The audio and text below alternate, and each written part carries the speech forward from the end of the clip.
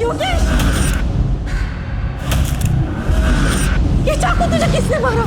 मरा नहीं माँ, मुझे मारा गया। योगेश!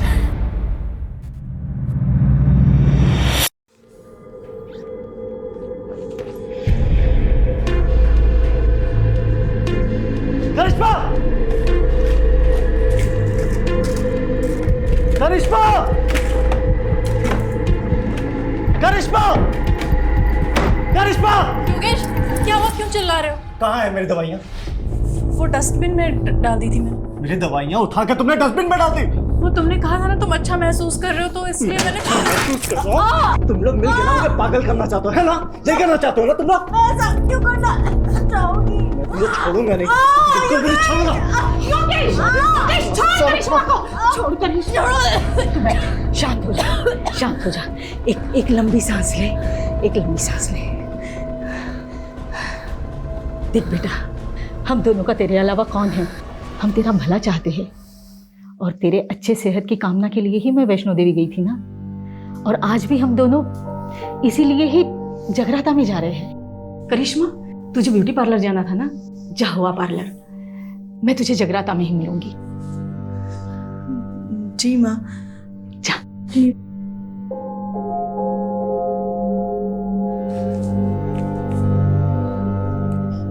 Take rest Yogesh. झूठी। बिल्कुल, वो झूठी ही है। देख लूंगी मैं उसे, लेकिन तू शांत रहा कर। ये ले, तू आराम से बैठ के चाय और नाश्ता कर ले। मैं जगराता जा रही हूँ, तेरे लिए बिरयानी बना के रखी है, गरम करके खा लेना। हम दोनों सुबह तक आ जाएंगे, ठीक है बेटा? ये ले।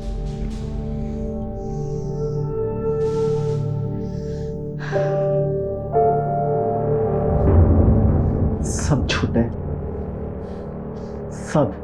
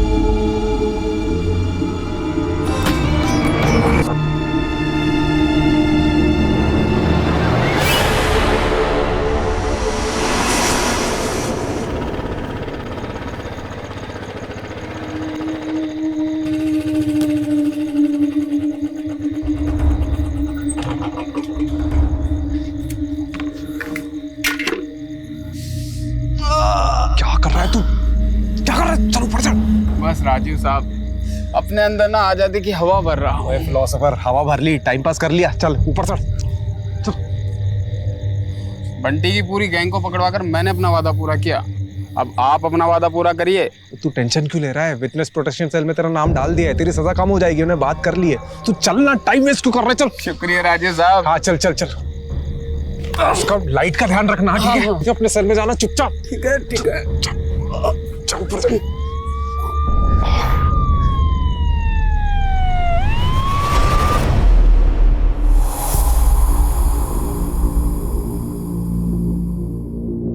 एक क्रिमिनल को पकड़ने के लिए दूसरे क्रिमिनल को जेल से भगा दिया।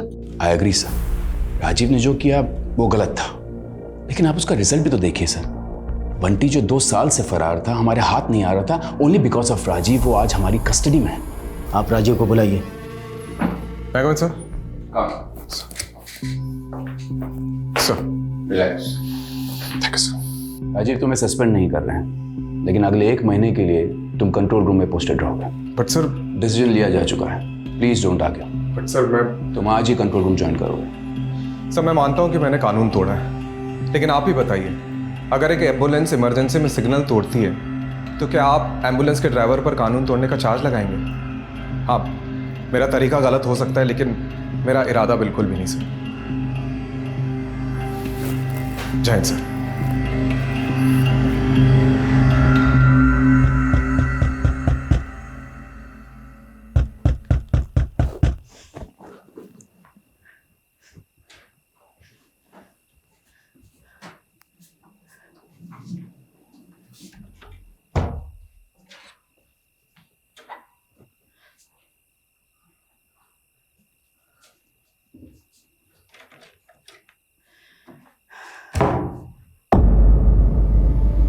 योगेश, बेटा तू?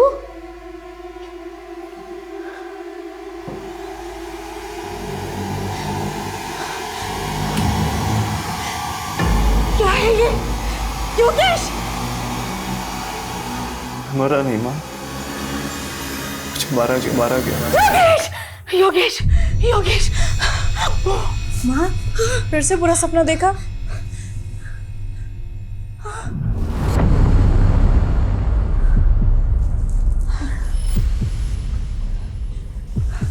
आप पानी पीजिए।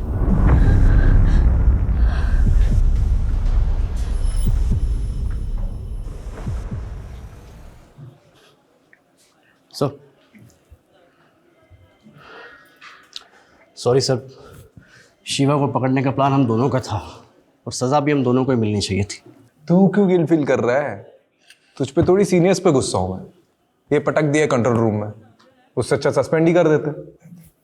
सर, आपकी माताजी आई है। मेरा मतलब आपकी मम्मी की सिफारिश लेकर कोई माताजी आई है। कौन है? मेरा नाम गीता गुप्ता है और ये है मेरी बहू करिश्मा। आपकी माँ जब भी यहाँ होती है तो वो और मैं एक ही माता की चौकी मंडली में जाते हैं। ओह, आई एम सॉरी बट 4 महीने पहले आपके ही बेटे योगेश की हार्ट अटैक से मौत हुई थी, राइट? मेरे बेटे की मौत हार्ट अटैक से नहीं हुई, उसे मारा गया था। एक सेकंड। आपकी बेटे के मौत के 4 महीने बाद आप ये कह रही है कि उसका मर्डर हुआ था। ये किस बेसिस पे कह सकती है आप? उसने मुझे खुद बताया है कि उसका मर्डर हुआ है। योगेश! मरा नहीं माँ, कुछ मारा गया। उसने मुझे सपने में आके ये सब बताया। देखिए, मैं जानती हूँ आपको मम्मी की बात पर विश्वास नहीं होगा, पर जब से योगेश गए हैं तब से मम्मी को डरावने सपने आने लगे हैं। योगेश मुझे कुछ कहना चाहता है, वो अपने मौत का इंसाफ चाहता है, इसीलिए हम दोनों यहाँ आए हैं। गीता जी, मैं आपसे क्या कहूँ? देखिए, मैं चाह कर भी आपकी मदद नहीं कर सकता क्योंकि आपके पास कोई केस ही नहीं है। देखिए, किसी भी डरावने सपने को बेस बना के हम इन्वेस्टिगेशन नहीं कर सकते। इसका मतलब तुम्हें मुझ पे विश्वास नहीं है? देखिए गीता जी, I'm really sorry, मैं आपकी कोई मदद नहीं कर सकता। ठीक है बेटा, जैसे तुम्हारी मर्जी।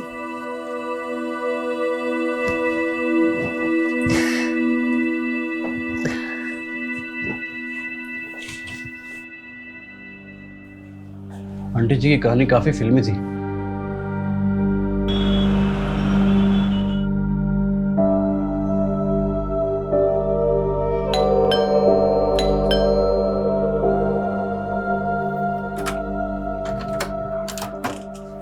आप लोग यहाँ इस वक्त?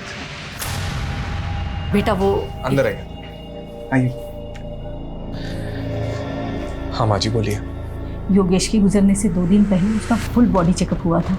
अब देखिए, वो बिल्कुल तंदुरुस्त था, फिर ऐसे कैसे अचानक उसे हार्ट अटैक हो सकता है? देखिए माँ जी, आपको ही पता है कि आजकल 25-26 साल के लड़कों को भी हार्ट अटैक आ जाता है। वर्क प्रेशर है, स्ट्रेस की वजह से भी हो सकता है। राजू बेटा, मैं समझ सकती हूँ कि मैंने जो सपने में देखा उसे सच मानना तुम्हारे लिए मुश्किल होगा, लेकिन मुझे भी ये सब भुला पाना मुश्किल है। देखिए, मम्मी जी बस ये चाहती हैं कि एक बार योगेश का केस आप इन्वेस्टिगेट करें।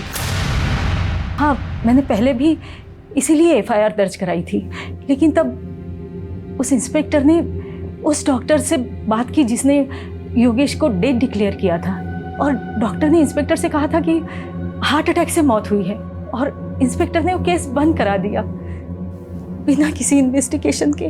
बस मैं इतना चाहती हूँ कि आप एक बार योगेश के केस को इन्वेस्टिगेट करें, फिर आप जिस भी नतीजे पर पहुंचोगे कि मेरा बेटा हार्ट अटैक से मरा या कुछ भी, मैं बिना किसी सवाल के मान लूंगी। कम से कम मुझे ये अफसोस तो नहीं रहेगा कि मैंने सच्चाई जानने की कोशिश ही नहीं की। ओके, कल आप दोनों हेडक्वार्टर आ जाइएगा। मैं केस को रीओपन कराने का रास्ता ढूंढता हूँ। सर आप भावुक होकर भूल कर रहे हैं। इस केस को हाथ में लेने का मतलब है हवा को हाथ में पकड़ना। कुछ हाथ नहीं लगेगा सर। सर ये लीजिए, चाय पीजिए। सर आप बताइए इन्वेस्टिगेशन कैसे करेंगे? मुझे पता है कंट्रोल रूम से इन्वेस्टिगेशन अलाउड नहीं है, पर गीता जी जिद पे अड़ी है। एटलीस्ट उनको तो सुकून मिलेगा। अनऑफिशियली सही, लेकिन मुझे करना पड़ेगा। और पता है कल क्या कह रही थी? योगेश की डेथ के 2 दिन पहले उसका हेल्थ चेकअप हुआ था और वो पूरी तरह से फिट था। सर वैसे ही उसकी डेथ रिपोर्ट भी कह रही है there is no foul play. और सर हार्ट अटैक आजकल लॉटरी की तरह हो गया है, कब किसकी निकल जाए कुछ पता नहीं। सर एक बात बताइए, एक तो 4 महीने पुराना केस है, ऊपर से लाश का पोस्टमार्टम नहीं हुआ है, सारी की सारी अस्थियां गंगा में बहा दी गई है। बचा क्या है हमारे पास इस केस में सर, सिवाय एक माँ के सपने के? आइए गीता जी, शुरू से शुरू करते हैं। 29 मार्च जिस दिन आपके बेटे योगेश की डेथ हुई थी, उस दिन क्या क्या हुआ था? 29 मार्च को सुबह 4 साढ़े 4 बजे के आसपास मैं और करिश्मा जगराता से वापस घर पे लौटे थे।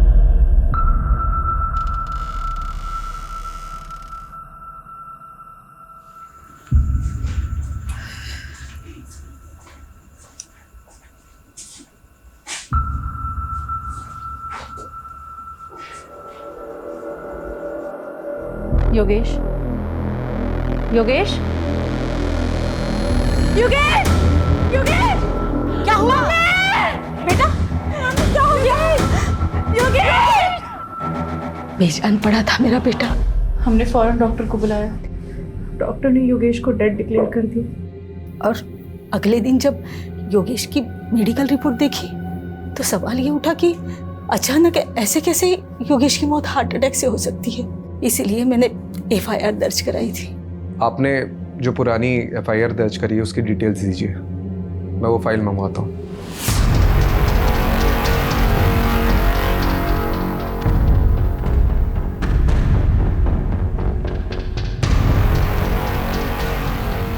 केस रीओपन हो रहा है, इसलिए योगेश के इंश्योरेंस क्लेम पास होने में थोड़ा वक्त लगेगा, लेकिन तुम्हें पैसों की चिंता करने की कोई ज़रूरत नहीं। मैं तुम्हें हर महीने। माँ प्लीज़, मुझे पैसे की ज़रूरत नहीं है, आप खाना खाइए।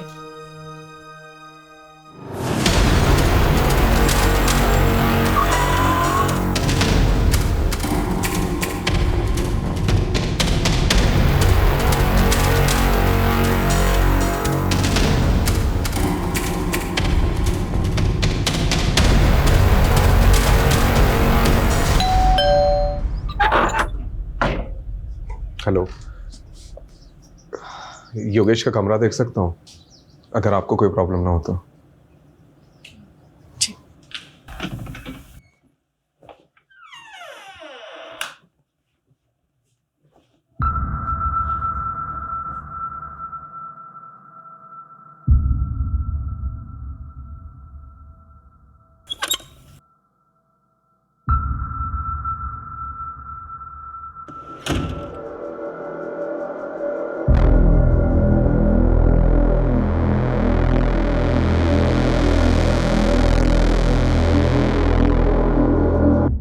ये दोनों मेरे पोते हैं, युवराज और योहान, दून स्कूल में पढ़ते हैं।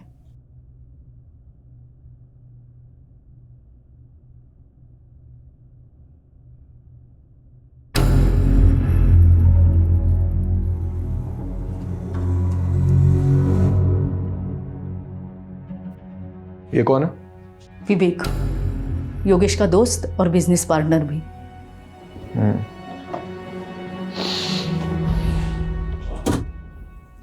ये लैपटॉप किसका है? योगेश का। करिश्मा जी, आपके पास योगेश की कोई फोटो होगी उस दिन की जिस दिन उसकी डेथ हुई? मेरे बेटे युहान ने अपने भाई के लिए लिया था। युवराज का बोर्ड एग्ज़ाम था, इसलिए वो अपने पापा को आखिरी बार देखने नहीं आ पाया था। योहान से कांटेक्ट करके वो फ़ोटो मुझे भेज दीजिए। और भी कोई वीडियोस या फोटोज़ लिए गए होंगे विधि के समय तो वो भी भेज दीजिएगा। मैं ये लैपटॉप और हार्ड डिस्क लेके जाता हूँ, कुछ इन्फॉर्मेशन मिल सकती है।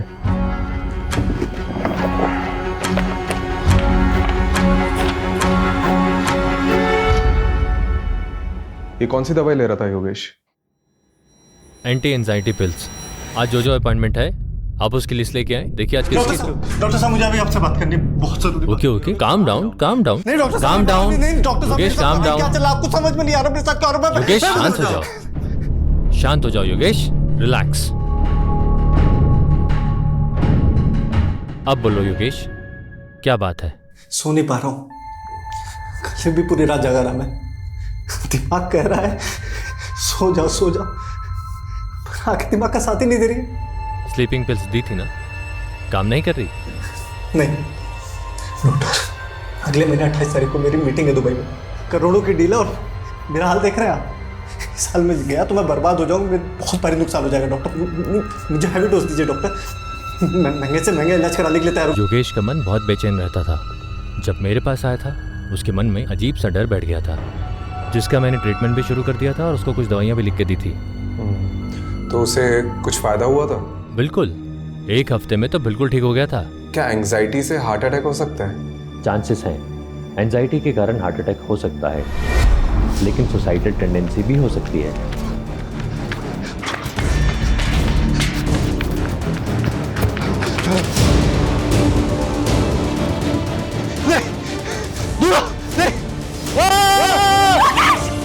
योगेश! योगेश! माँ, फिर से बुरा सपना देखा?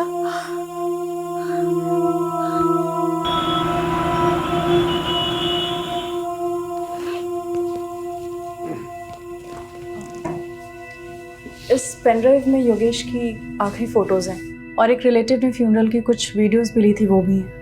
Okay, thank you.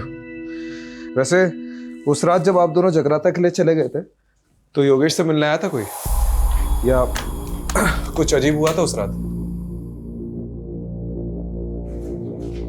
ऐसा कुछ नहीं। एक बात याद आ रही है, योगेश की सेक्रेटरी आयशा और विवेक ये दोनों फ्यूनरल पर नहीं आए थे, जबकि विवेक योगेश के बहुत क्लोज थे। रस्तोगी, आयशा और विवेक का नंबर ले लो। सर जब से कैमरा आया है मतलब लोग कुछ भी शूट करते हैं, बताओ फ्यूनरल की भी रिकॉर्डिंग करते हैं, अजीब है। सर इस केस से कुछ मिलेगा भी या नहीं? चांसेस तो बहुत कम है, लेकिन अभी भी 3 लोगों से पूछताछ बाकी है। एक विवेक, योगेश का बिजनेस पार्टनर, और दूसरी आयशा, उसकी सेक्रेटरी। तीसरा कौन है सर? योगेश के घर का वॉचमैन बबलू, क्योंकि गीता जी और करिश्मा के जाने के बाद क्या हुआ उसी को पता होगा। देखते हैं वॉचमैन ने कितनी वॉच रखी घर पे। ये कितनी गाड़ियाँ?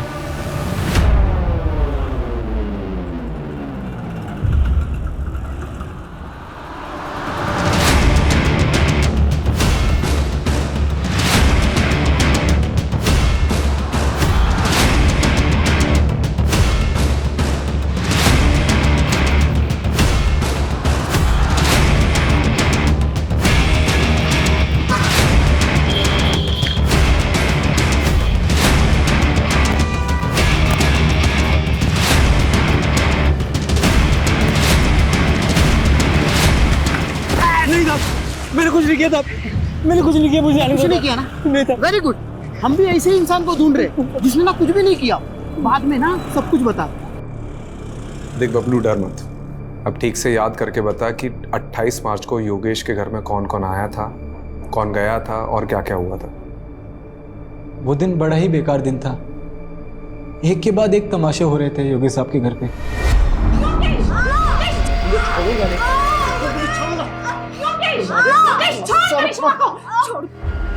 फिर गीता जी आई, उन्होंने योगेश साहब को समझाया।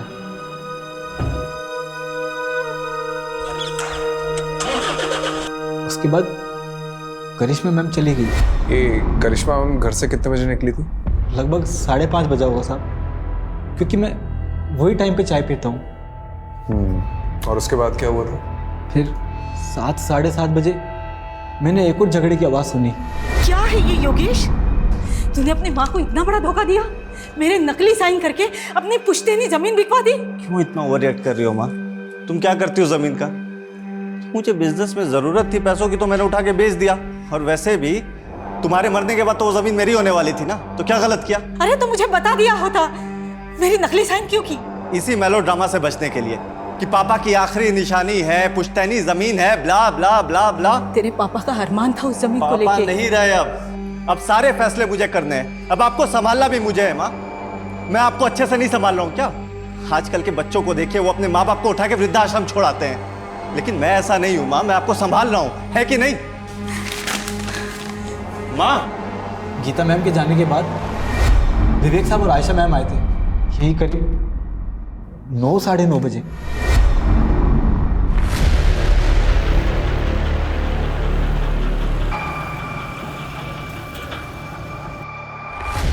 विवेक सर और आयशा मैडम जी जब आए तब घर के अंदर जाने से पहले दोनों काफी देर तक कार में कुछ बातें कर रहे थे।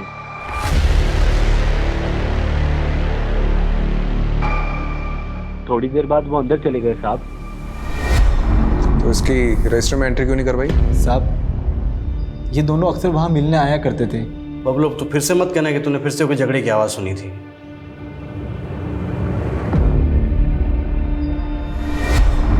योगेश बहुत हो गया तेरा। मान ले मेरा प्रपोजल, मैं तंग आ गया हूँ तेरी जिद से। तंग तो मैं आ गया हूँ, हर बार तेरी वजह से मुझे घाटा हुआ है।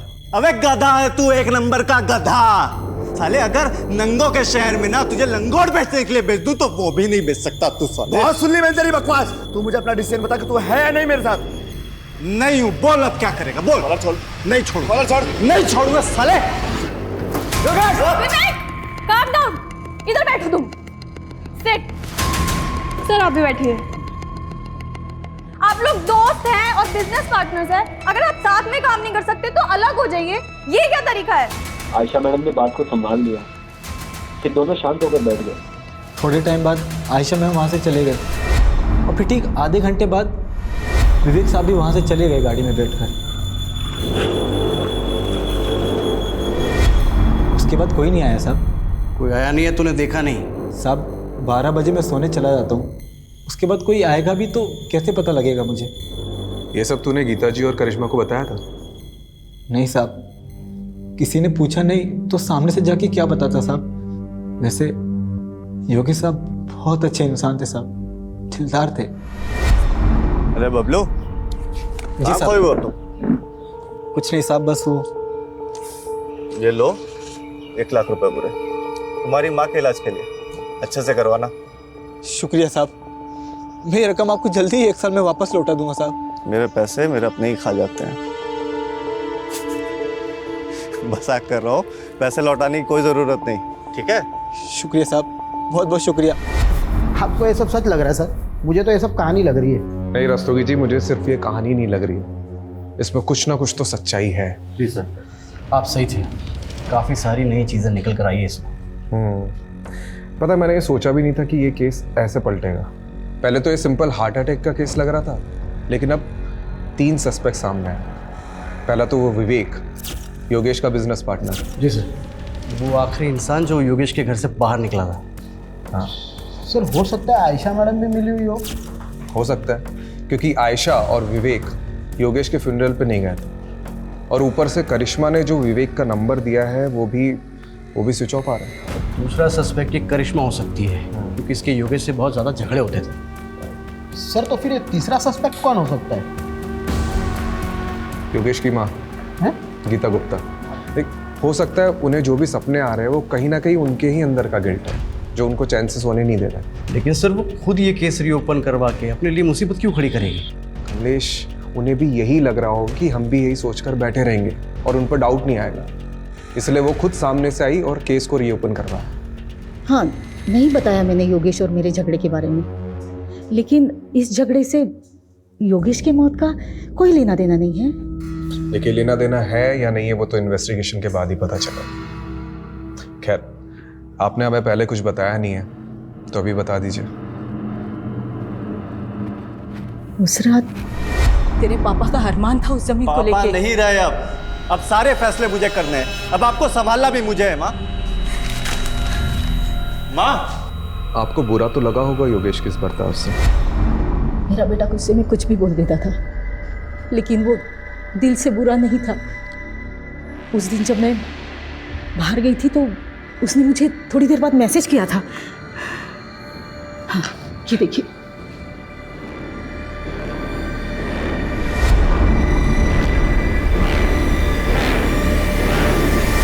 जी सर, हमारा झगड़ा हुआ था। एक्चुअली योगेश थोड़ा इम्पल्सिव था, बात बात पर गुस्सा हो जाता था। तो आप इस रिश्ते में सिर्फ अपने बच्चों की वजह से थी? सर माना कि उनमें कमियां थी, वो कुछ भी बोल देते थे, पर वो दिल के बुरे नहीं थे सर। तो उस रात आपको भी सॉरी मैसेज आया होगा? जी कुछ नहीं, आगे क्या हुआ? सर उसके बाद मैं पार्लर गई और 8 बजे के आसपास मैं मम्मी जी से जगराते में मिली। हाँ, जगराता में करिश्मा पूरा वक्त मेरे साथ में ही थी। मुझे समझ नहीं आ रहा मुझे यहाँ क्यों बिठा के रखा है। आयशा जी, राजीव सर के पास टाइम कम है और डंडे ज़्यादा। ये देख रही हैं आप श्वेता जी को? इनको डंडा देकर आपके पीछे लगा देंगे। देखिए, आपके बॉस योगेश का पार्टनर विवेक फरार है। अब उसको तो हम पकड़ लेंगे। आप बस सिर्फ इतना बता दीजिए कि 28 मार्च को जब आप योगेश के घर पर गई थी तो योगेश और विवेक के बीच में झगड़ा हो रहा था, वो किस बात को लेकर हो रहा था? कमलेश, जी सर। कुछ बोला इसने? हाँ सर, बोलने वाली है ना। सर, विवेक और योगेश सर ने मिलकर एक प्रॉपर्टी खरीदी थी जीवन नगर में। विवेक चाहता था कि वहाँ की झोपड़ियों को तुड़वाकर जल्दी से जल्दी काम शुरू किया जाए और वहाँ पर कब्जा कर लिया जाए, लेकिन योगेश सर चाहते थे कि ये सब लीगली हो। बस इसी बात पर इन दोनों में झगड़ा हो गया था। विवेक, calm down, इधर बैठो तुम। Sit. सर आप भी बैठिए। आप लोग दोस्त हैं और बिजनेस पार्टनर्स हैं। अगर आप साथ में काम नहीं कर सकते तो अलग हो जाइए। ये क्या तरीका है? आयशा जी, आपको क्या लगता है ये विवेक ने वाकई में योगेश का मर्डर किया होगा? सर मुझे नहीं पता। उस दिन मेरी माँ बीमार थी और वो हॉस्पिटल में एडमिट थी और मुझे उस दिन जल्दी निकलना पड़ा था। लेकिन हाँ, जिस दिन हम योगेश सर के घर जा रहे थे तब विवेक बहुत गुस्से में था। इसके सर पे ना सच्चाई का भूत सवार है। एक जमीन के लिए इतना वेट नहीं कर सकता मैं। देखो विवेक, तुम्हें योगेश सर से थोड़े ठंडे दिमाग से बात करनी चाहिए। क्या ठंडे दिमाग से बात करूं मैं? अच्छा एक बात बताइए, कहीं आपने तो छुपा के नहीं रखा है विवेक को? नहीं सर, ये आप क्या कह रहे हैं? देखिए आयशा जी, अगर आप हमारी मदद नहीं करेंगी तो हम भी आपकी मदद नहीं कर पाएंगे। जो भी जानती है वो सीधा सीधा बता दो, वरना ये। अच्छा ये श्वेता के बारे में पता है? अच्छे से बता दिया सर। मिलना चाहोगी?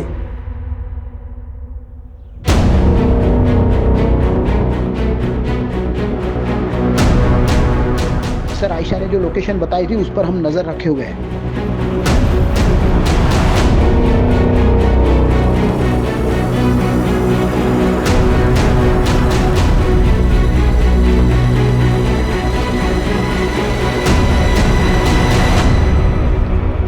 विवेक,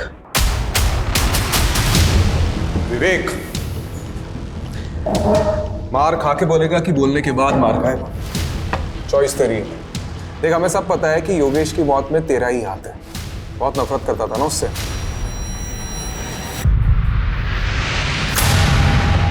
कितने? 12 लाख रुपए। और ब्याज कर मिलाकर कितने देने तेरे को? 15 लाख रुपए चोपड़ा को। चले एक बार मार्केट से पैसा उठाने से पहले मुझसे पूछ तो लिया होता।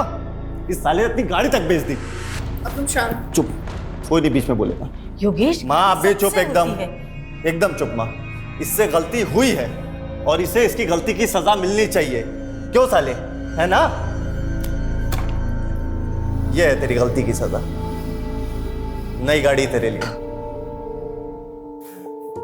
पर योगेश, अरे रख, चोपड़ा को मैंने आधे पैसे दे दिए हैं और आधे उसको तू देगा, ठीक है? और अब ये सब सारी चीजें खत्म कर और चुपचाप मेरे साथ बिजनेस में आ जा। चुप, चल आ जा। सर मैं क्यों उसे मारूंगा? योगेश और मैं तो भाइयों की तरह थे।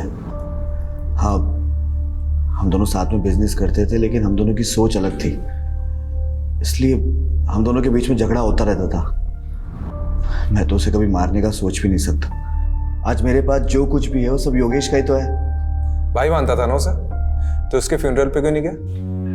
सर उस रात हमारे बीच में बहुत झगड़ा हुआ था और जब मुझे पता लगा कि उसी रात उसे हार्ट अटैक आया तो मुझे लगा कि सब कुछ मेरी वजह से हुआ है। मैं बहुत गिल्ट में था सर, इसलिए नहीं गया। गिल्टी तो हम भी मान रहे हैं। उस रात को योगेश के सर पे फ्लावर वास फोड़ने वाला था ना तू। आयशा ने हमें सब कुछ सच बता दिया है। नहीं सर, मैं ऐसा क्यों करूँगा? हाँ, हमारे बीच उस रात को बहुत झगड़ा हुआ था, लेकिन आयशा के जाने के बाद मैंने और योगेश ने दिल खोलकर बातें की थी। और सर, उसने मुझे अपनी तकलीफ के बारे में बताया था। कैसी तकलीफ?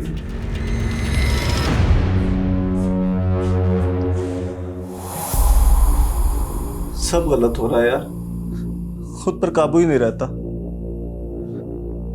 रोज झगड़ा होता है करिश्मा से। आज भी मैंने उसको बहुत भला बुरा बोला, बहुत झगड़े हुए, लड़ाई हुई, माँ को भी नहीं छोड़ा यार। अपनी इन्हीं हरकतों की वजह से मैंने बच्चों को यहाँ से दूर किया। लेकिन यार, तू तो बता रहा था कि डॉक्टर अग्रवाल की दवाइयाँ तेरे पर काफ़ी असर कर रही है। जिस दिन लेता हूँ तब तक असर करती है, और जिस दिन नहीं लिया तो तू टेंशन मत ले। मैं ना एक साइकेट्रिस्ट को जानता हूँ। मैं बात करता हूँ ना तेरे लिए। तू रिलैक्स कर। मुझे पता है तुझे बेस्ट रिलैक्स कराने का तरीका। एक मिनट रुक।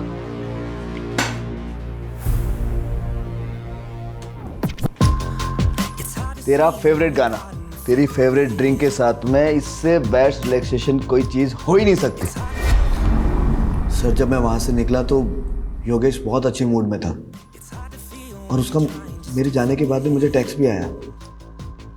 तेरे जैसा यार कहाँ ऐसा याराना। सर, अगर मुझे पता होता कि ये सब कुछ होने वाला है तो मैं वहां से जाता क्यों?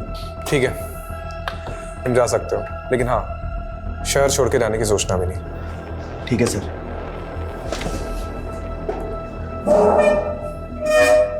सर, वो मुझे आपको कुछ बताना है। सर, योगेश की मम्मी गीता आंटी, एक्चुअली एक ज़माने के अंदर मेरे पापा और योगेश के पापा बहुत अच्छे दोस्त थे, लेकिन जब उनकी शादी गीता आंटी से हुई तो उनका बिहेवियर बिल्कुल चेंज हो गया। और फिर जब कॉलेज में मेरी और योगेश की मुलाकात हुई तो हम दोनों भी बहुत अच्छे दोस्त बन गए और सब कुछ नॉर्मल हो गया। लेकिन सर, गीता आंटी ना काफ़ी कंट्रोलिंग फ्रीडी लेडी है। पति हो या फिर बेटा, वो दोनों को कंट्रोल करके रखती थी। उनको उसी में खुशी मिलती थी। तो शायद सर कुछ। ठीक है, तुम जाओ।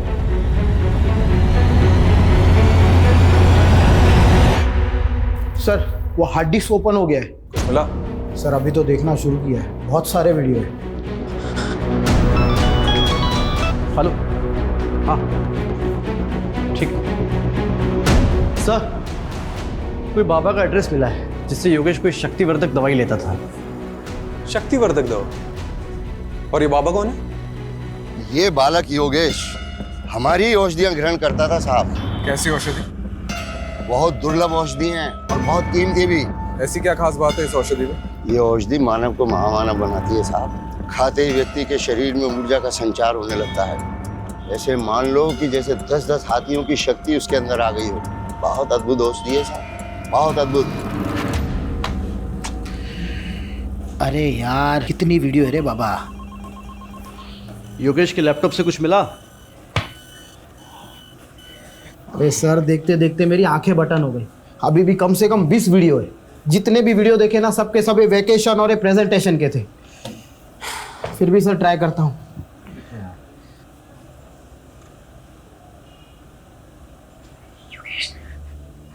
दूर रहो मुझसे, योगेश दूर रहो मुझसे। योगेश मुझे प्लीज, योगेश दूर रहो मुझसे। सर एक मिनट, ये सुनिए।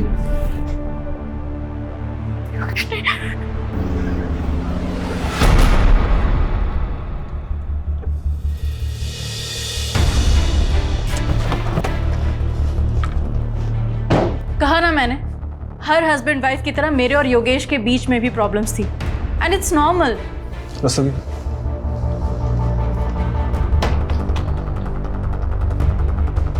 दूर रहो मुझसे, योगेश दूर रहो मुझसे। ये सब आपको नॉर्मल लगता है? डरो मत करिश्मा। योगेश नहीं। I can't believe it. वो ये सब शूट भी करता था। परवर्ट। देखिए, ये वीडियोस कभी भी बाहर नहीं आएंगे, लेकिन योगेश की मौत का सच हम बाहर ला कर रहेंगे। और इसके लिए आपका सच बोलना बहुत ज़रूरी है। हमें पता चला है कि योगेश किसी बाबा से शक्तिवर्धक दवाइयाँ लेता था। हाँ, योगेश की अजीब सी फैंटेसीज थी। जब हम दोनों अकेले होते थे ना घर में, तो ऐसा लगता था उसकी फैंटेसीज को पंख लग गया हो। वो अजीब बिहेव करता था। करिश्मा आज ये ट्राई करते हैं, है ना? पागल हो गए हो क्या? This is so wild. बिल्कुल भी नहीं। करिश्मा कसम से एक्सट्रीम तक नहीं जाएंगे। पति था मेरा, मैंने उसकी बात मान ली। लेकिन योगेश उस दौरान इतना वहशी हो जाता था, एकदम हैवानियत पे उतर आता था, जैसे मैं उसकी बीवी नहीं कोई शिकार हूँ। दूर रहो मुझसे योगेश, दूर रहो मुझसे योगेश, मुझे प्लीज योगेश, दूर रहो मुझसे। डरो मत करिश्मा। योगेश नहीं, प्यार से मारूंगा। योगेश, योगेश। पेन में एक अजीब प्लेजर मिलने लगा था उसे। और फिर एक दिन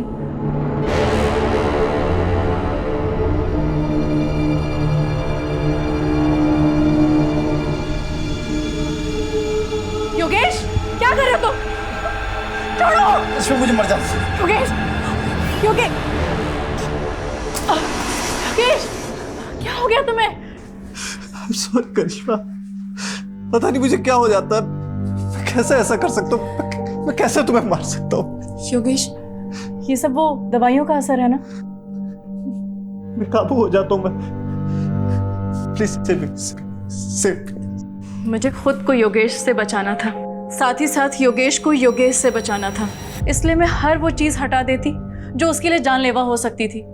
सीजर, नाइफ, स्क्रू ड्राइवर, सब कुछ। तो ये सब आपने गीता जी को बताया? नहीं, प्लीज आप उन्हें कुछ मत बताइएगा। उन्हें बहुत दुख पहुंचेगा। And it's my request, please. इतना सब होने के बाद भी आपने योगेश से कभी तलाक लेने के बारे में नहीं सोचा? माना कि योगेश ने पिछले 1 साल में मुझे बहुत तकलीफ दी थी, पर 15 साल का रिलेशन था हमारा, और ये 15 साल हमने हंसी खुशी बिताए। वो मेरा पति था, मेरे बच्चों का पिता। आप ऐसा सोच भी कैसे सकते हैं? देखिए, मेरा इरादा आपको हर्ट करने का नहीं था।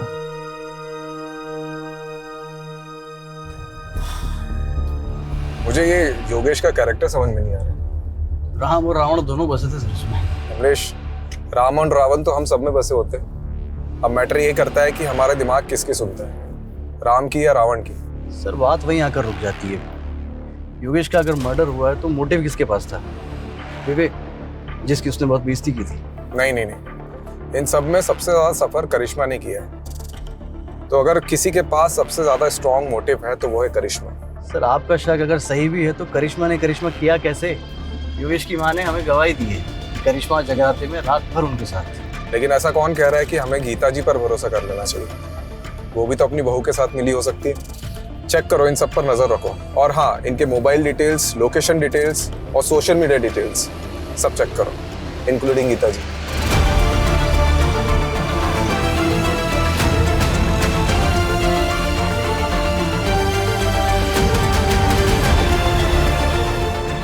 एटर्नल लव 50-50 क्या नाम है?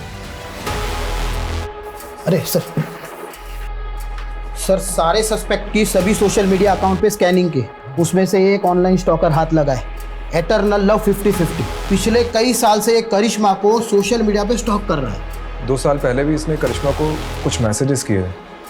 सर जब ये करिश्मा कॉलेज में थी ना तो मिस दिल्ली रह चुकी थी। तू क्या इतने सालों बाद ये फिर से आ गया? कुछ भी? अरे सर ऐसा ही है, ये स्टॉकर ने कितनी बार करिश्मा को प्रपोज भी किया था, पर कुछ टाइम बाद करिश्मा के डांटने पर इसने मैसेजेस करना बंद कर दिया। इसका प्रोफाइल तो देखो, है कौन ये? इसका प्रोफाइल तो देखो, है कौन ये? लगता है ये HNF जिम का मेंबर है। रस्तोगी, ये जिम के मेंबर्स की लिस्ट निकालो। कितने लोग हैं? 5000 के आसपास लोग हैं। मेरे गांव से भी ज्यादा लोग तो तुम्हारी जिम में हैं।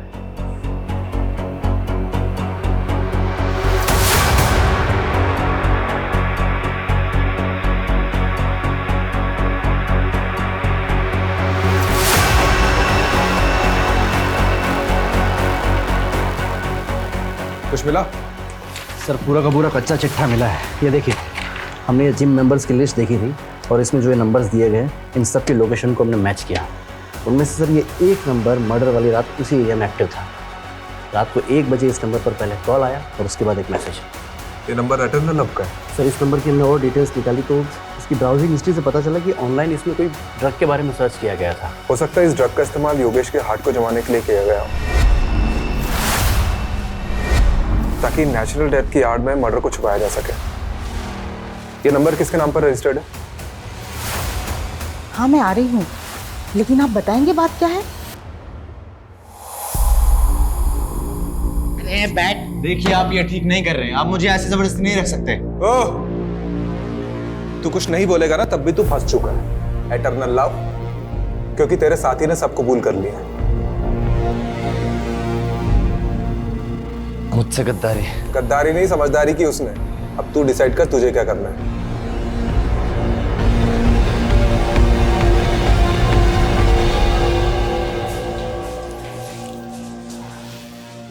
जी मैं जा सकती हूँ। अरे रुकिए, पहले ये वीडियो देख लीजिए।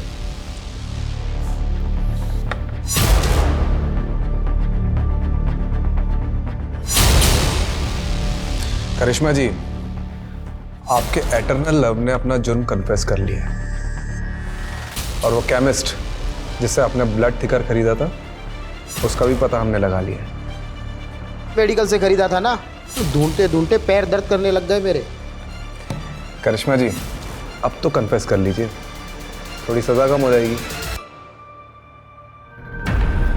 सब कुछ ठीक होता, लेकिन माँ को सपने आने लगे। सपने में योगेश देखने लगा। उन्होंने पुलिस स्टेशन आने का मन बना लिया, इसलिए मजबूरन मुझे भी उनके साथ आना पड़ा ताकि उन्हें मुझ पर कोई शक ना हो। करिश्मा, अगर तुमने सब कन्फेस नहीं किया होता ना तो हम लोग बच जाते। कोई सबूत नहीं था इन लोगों के पास। आकाश, तुमने पहले कन्फेस किया, इसलिए मेरे पास कोई रास्ता नहीं बचा। झूठ मत बोलो, देखा था मैंने तुम्हें इस लेडी कांस्टेबल को अपना कन्फेशन लिखाते हुए। बेवकूफ, मैं बस उसे इन्फॉर्मेशन दे रही थी। अरे लवबर्ड्स, झगड़े क्यों कर रहे हो? हाँ, तुम दोनों की थोड़ी गलती है। वो तो हमने प्लान किया था तुमसे सच उगलवाने के लिए। करिश्मा जी ने एक दूसरा नंबर भी ले रखा था जिसके बारे में हमें नहीं बताया, और उस नंबर की लोकेशन रात को 1 बजे योगेश के घर की थी। उस नंबर से हमें और भी इंफॉर्मेशन मिली है, लेकिन ये भी जरूरी था कि तुम दोनों अपने मुंह से उगलो।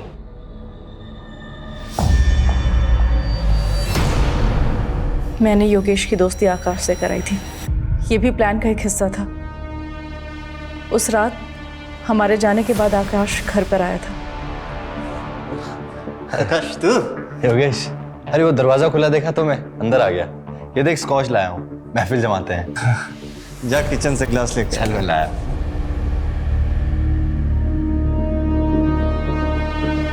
प्लान ड्रिंक में ब्लड थिकर मिलाकर पिलाने का था ताकि किसी को शक ना हो।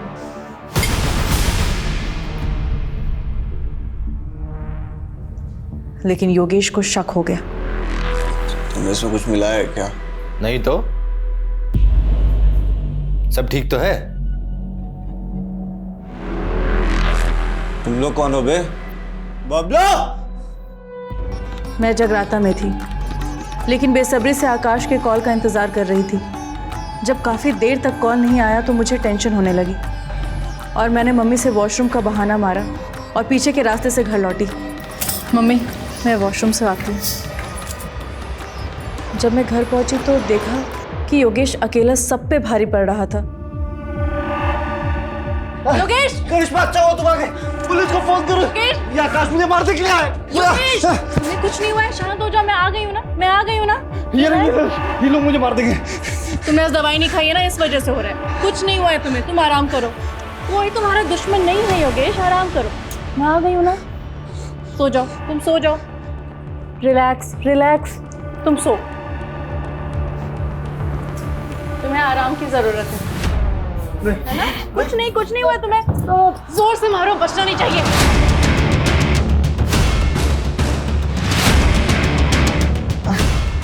आकाश,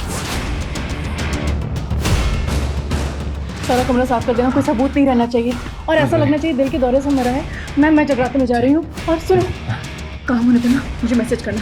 ठीक है, बाय। जी चलो, देखो।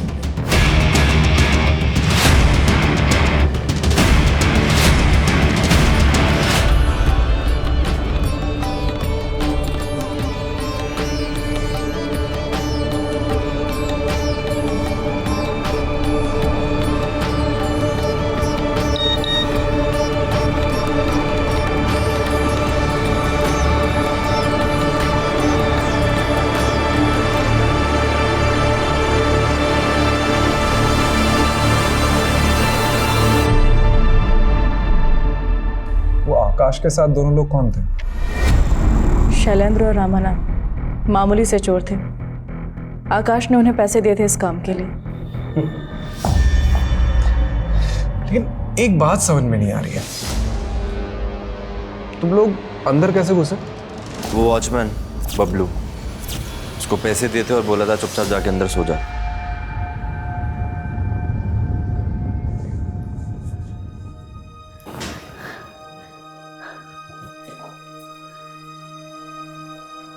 करिश्मा, तुझे अगर इतनी तकलीफ ही थी तो छोड़ देती मेरे बेटे को, जान से मारने की क्या जरूरत थी?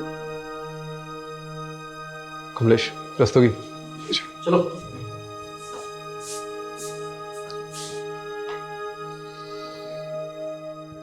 सर, योगेश के मर्डर में जो पिलो यूज हुआ था वो हमें योगेश के घर के बैकयार्ड की कचरे के ढेर से मिला है। और सर लकीली जो उस पर सलाइवा हमें मिली थी उसकी डीएनए टेस्ट रिपोर्ट आ गई है। योगेश के डीएनए से मैच होती है सर। और आकाश के बाल के ट्रेसेस भी पिलो पर मिले हैं। ये स्ट्रॉन्ग एविडेंस बनेगा इस केस में। Right sir. और बबलू का क्या हुआ?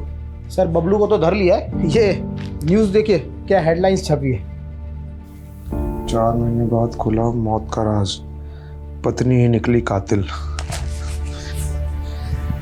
क्या केस था ये? कोई मानेगा भी नहीं कि एक सपने ने सच्चाई सामने ला दी। अगर माँ ने गीता जी को हमारे पास नहीं भेजा होता तो ना ही ये केस खुलता और ना ही हमें कातिल का पता चलता। इस केस से एक बात तो पता चल गई है कि माँ की बात मान लेनी चाहिए।